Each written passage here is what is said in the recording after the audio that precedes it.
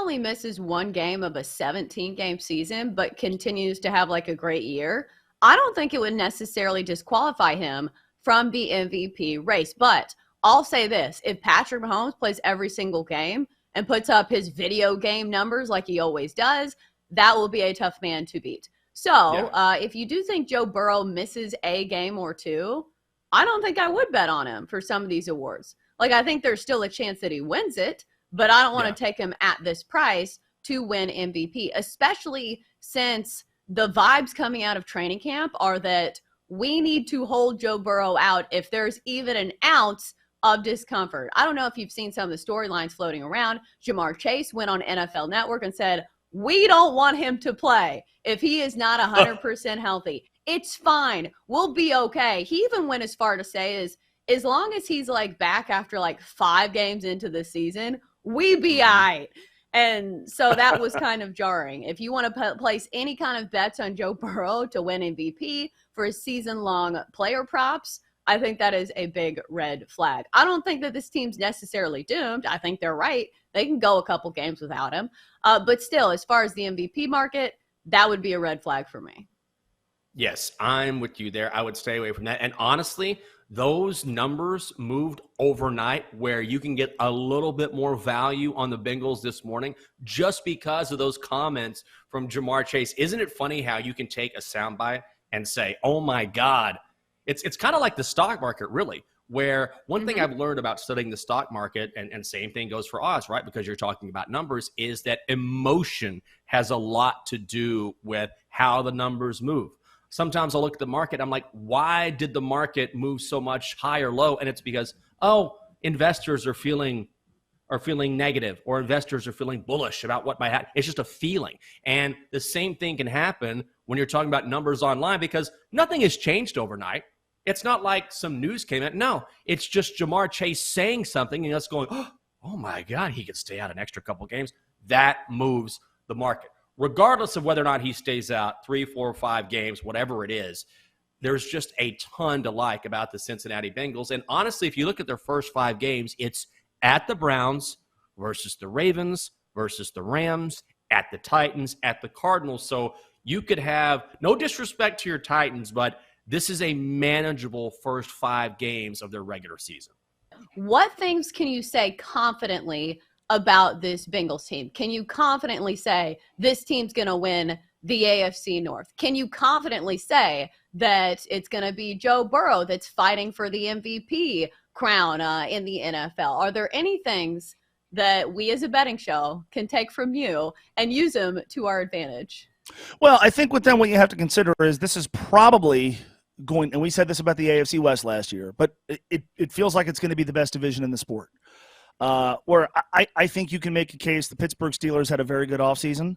I think you can make a case for Cleveland's talent. And look, the Bengals lost to the Browns last year. They lost to the Steelers at home last season.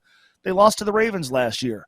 I am not completely convinced that Baltimore has unlocked the keys to a better offense, but you know, we all know what Lamar Jackson is capable of, and we all know that that's a very good franchise. And so I think if you're looking at them from a betting perspective, you have to keep in mind the schedule they play because of the division they're in, and also they go to Kansas City, they host Buffalo, they go to Jacksonville. So the number is 11.5, right? Well, they won 12 games last year, and again, they had a game basically removed from the schedule because of the Damar Hamlin situation. At the same time, in order to win 12 games, they had to rebound from a 4-4 start. So the Bengals the last 2 years have started 5-4 and 4-4, and then in both instances took off in the second half of the season. So you look at the first half schedule. Is such a thing possible again? Well, the easier part of their schedule appears to be over the first 5 or 6 games, but right now we're not completely sure that Joe Burrow is going to go. And so I think the Bengals are a little bit of a risky investment from that standpoint. I think if you're looking at division odds, they're favorites, and they should be. I still would bet on them to win the AFC North. I know no team has ever three-peated in this division, so you're going to hear that a lot. But I still think they have the most talented team. I still believe they have the best quarterback. And so I've got them winning the North. I'm sort of sitting on betting on them to win 12 games because it's a lot of games and it's a tough schedule. I think Joe Burrow is MVP. You know, if they win the division And if they do get the 1 seed, he's probably going to win the award. It's a quarterback's award. He's in the short list of guys that you would go into a season saying could be NFL MVP. So I think there's some value there. In terms of things I think you can feel confident in with this football team, it should be the best offensive line that Joe has ever played behind, which admittedly is not saying much. They still have a world of talent at wide receiver. I think the thing that's really interesting about this team to me this year is there's 2 things on defense. 1, they are replacing their 2 starting safeties. 2, the pass rush last year wasn't great. They drafted a pass rusher in the first round of the draft in Miles Murphy. They've got a kid going into his 3rd year in Joseph Osai they're expecting big things from. I think the pass rush is going to be better this season. And if that's the case, I think that's going to help them offset what they're losing at safety. I like them to win the division. I don't love going over 11.5, at least until I know that Joe is going to play week 1.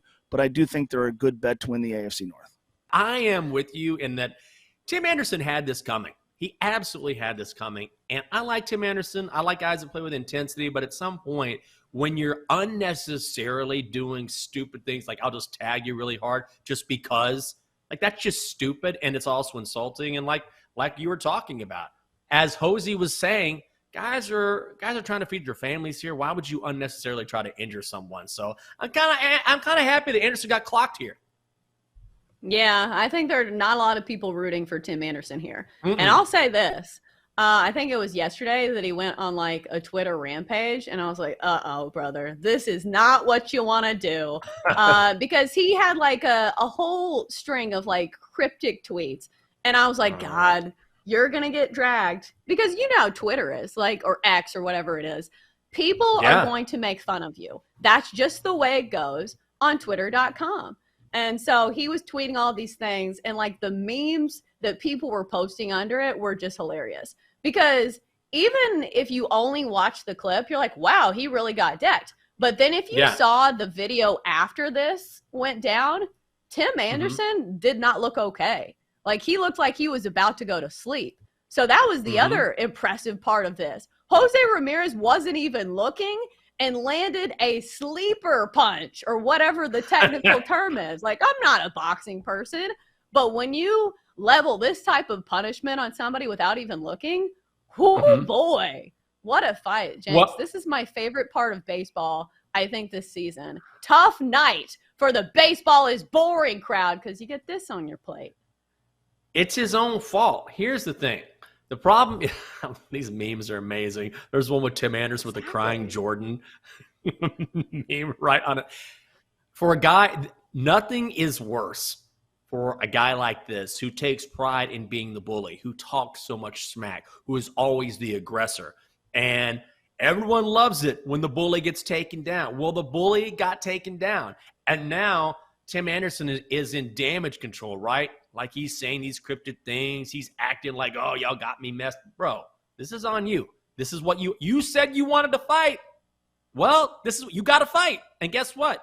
You got knocked out or knocked down.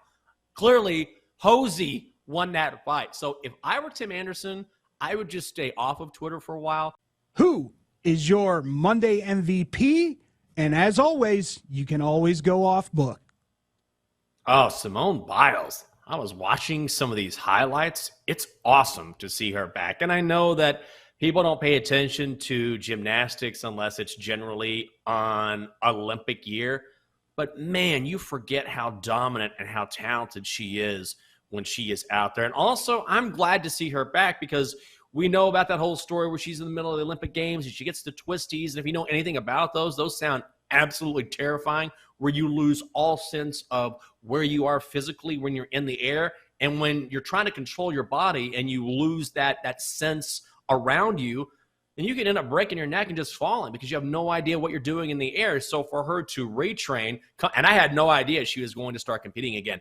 Man, she looked as good as ever. And also, she didn't just win. When you're 5 points clear of second place, you're not just winning, you're dominating. This was classic Simone Biles. Got to go with her. I'll go against you guys on Simone Biles here because I feel like this is failing to recognize like just how dominant she was before she made her return.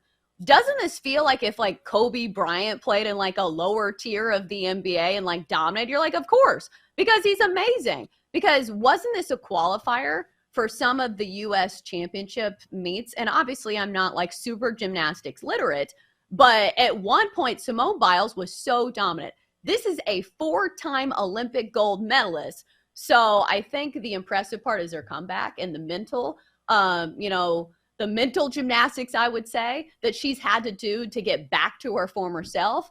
But as far as the ability, like the ability's always been there. So this is kind of a situation where I say to myself, well, of course, if she gets it right mentally, we know that she can do this on the gymnastics mat. So for me, I'm going to go with Davis Schneider here. What a debut for somebody who was making their big league debut.